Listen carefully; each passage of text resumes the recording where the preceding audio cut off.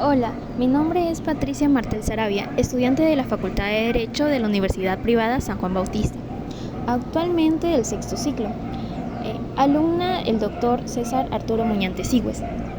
Bien, en este proyecto les voy a hablar y explicar sobre las clasificaciones de las obligaciones. Bien, ¿qué son las obligaciones en derecho?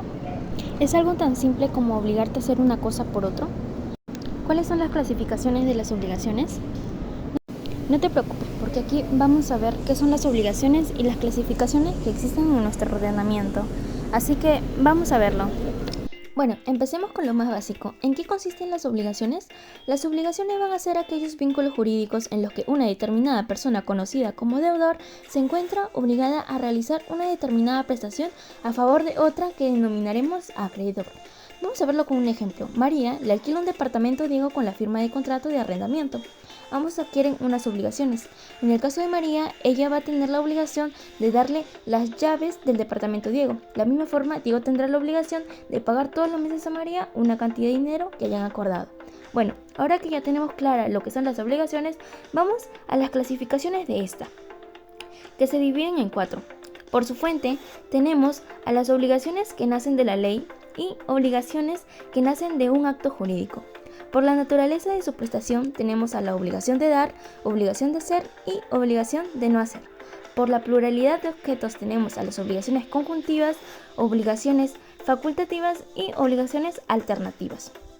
Por la pluralidad de sujetos tenemos a las obligaciones divisibles e indivisibles y obligaciones mancomunadas y solidarias.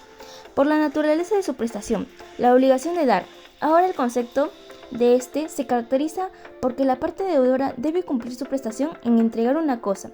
Esto no quiere decir que deba ceder o transmitir necesariamente el dominio de algo, ya que el dar puede consistir efectivamente en transmitir el dominio, ya sea la venta, la permuta, el pago, la donación, pero también es una obligación de dar el deber de transmitir la posesión.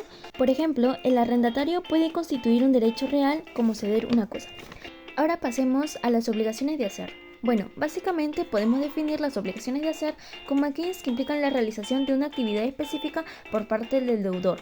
Por ejemplo, si Marco contrata a Luisa para que pinte su casa, Luisa tiene la obligación de realizar el trabajo de la forma y en el tiempo acordado. Las obligaciones de hacer también se pueden dividir en dos tipos. Por una parte están las obligaciones de medios, en las que el deudor está obligado a realizar una determinada actividad de forma diligente, pero ojo, no se compromete a proporcionar un resultado concreto al acreedor. Para que tú me entiendas, lo que contratas es un servicio y la persona lo tiene que hacer de la mejor forma posible, porque no se está garantizando un resultado satisfactorio. Un ejemplo sería tu posible profesión de futuro, el trabajo de un abogado. Veamos un caso para que sea más claro. Imagínate que Luis quiere interponer una demanda contra Manuel a consecuencia de unas declaraciones de este que son supuestamente contrarias al honor de Manuel. Pues bien, al contratar los servicios del abogado, Luis no tiene la seguridad de ganar el juicio, ya que no puede contratar a un abogado para conseguir una sentencia favorable con total seguridad. Lo único que le puede exigir es que haga su trabajo de la mejor forma posible. Ahora se entiende, ¿verdad? Bueno, seguimos con las obligaciones de resultado, en las que el deudor va a estar obligado a proporcionar al acreedor un resultado completo o una obra finalizada. Un ejemplo claro sería, Daniel quiere comprarse un traje hecho a medida. En este caso, el sastre le tiene que hacer el traje de la medida que pidió a Daniel, por lo que Daniel lo que busca es algo concreto y recibe a cambio lo que había exigido. Ahora nos quedan por ver las obligaciones de no hacer. Bueno, podemos definir las obligaciones de no hacer como aquellas que implican abstenerse de ciertas acciones que pueden afectar los derechos del acreedor. Por ejemplo, un trabajador que ha pertenecido a una compañía durante muchos años y por su cargo conoce cierta información, se obliga, por ejemplo, a no hacer la competencia de esta compañía durante 5 o 10 años, o a no fabricar los mismos modelos que pudo haber fabricado para esta compañía si es que decide iniciar una empresa por su cuenta. Por la pluralidad de objetos, las obligaciones conjuntivas son aquellas en las que el deudor está obligado al cumplimiento de varias prestaciones alternativas, pero solo se libera cumpliendo todas ellas. En otras palabras, en una obligación conjuntiva, el deudor está obligado a cumplir con todas las prestaciones acordadas y no puede liberarse cumpliendo solo una de ellas. Por ejemplo, Ana y Pedro se van a casar, por lo que deciden contratar a María para que organice la boda, pero ella lo que les ofrece es la decoración, el pastel de bodas y los bocaditos. María no podrá librarse de su obligación entregando solo el pastel o la decoración, sino que tendrá que entregar las tres cosas acordadas para cubrir con la obligación conjuntiva. Bien, las obligaciones alternativas son aquellas en las que el deudor se compromete a cumplir con una de varias prestaciones que le han sido especificadas, dando al acreedor una opción de elegir cuál de ellas prefiere que se cumpla. Un ejemplo sería la siguiente.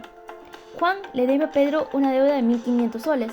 En lugar de especificar que Juan debe devolver esa cantidad de efectivo, se establece que puede cumplir con la obligación de dos maneras diferentes, devolviendo los 1.500 en efectivo o entregando un objeto de valor equivalente como un teléfono de alta gama. Pedro, como acreedor, tiene entonces la opción de escoger cuál de las dos prestaciones prefiere que se cumpla. Ahora pasamos a las obligaciones facultativas, que son aquellas en las que el deudor tiene varias opciones para cumplirla, es decir, puede elegir entre varias prestaciones para satisfacer la obligación. Un ejemplo sería si una persona se compromete a entregar una suma de dinero o un objeto determinado como parte de un contrato. En este caso, el deudor puede elegir en entregar el dinero o el objeto determinado como un carro para cumplir con su obligación. Por la pluralidad de sujetos, las obligaciones divisibles son aquellas en las que la prestación debida puede ser cumplida por partes, es decir, puede ser dividida entre varios deudores o acreedores. En este caso, cada uno de ellos puede cumplir con una parte de la obligación de forma independiente. Por ejemplo, en un contrato de compra y venta de un terreno, si el precio total del terreno es 100.000 soles, cada parte podría pagar su parte proporcional del precio. Bien, ahora pasemos a las obligaciones indivisibles, que son aquellas en las que el cumplimiento debe hacerse en su totalidad y de manera única, es decir, no se pueden dividir en partes. El deudor está obligado a cumplir la totalidad de la obligación de una sola vez. Un ejemplo sería un contrato de arrendamiento en el que el arrendador exige el pago total del alquiler en una sola cuota y no permite que el arrendatario realice pagos parciales a lo largo del periodo del arrendamiento. En ese caso, el arrendatario debe cumplir con la obligación de pagar el alquiler completo en una sola ocasión, sin posibilidad de dividirlo en partes. Las obligaciones mancomunadas son aquellas en las que dos o más personas se obligan conjuntamente frente al acreedor, pero cada uno responde solo por su parte proporcional de la deuda.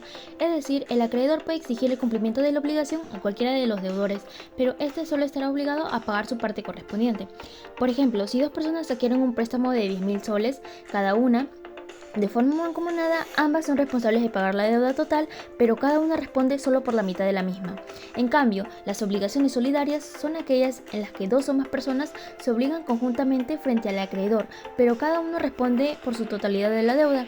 Es decir, el acreedor puede exigir el cumplimiento de la obligación a cualquiera de los deudores, y éste estará obligado a pagar la totalidad de la deuda, pudiendo luego reclamar a los demás deudores su parte proporcional. Por ejemplo, si tres personas firman un contrato de alquiler de una casa de forma solidaria, el propietario puede exigir el pago total de la renta a cualquiera de ellos, y éste estará obligado a pagar toda la cantidad, pudiendo después exigir a los deudores su parte correspondiente.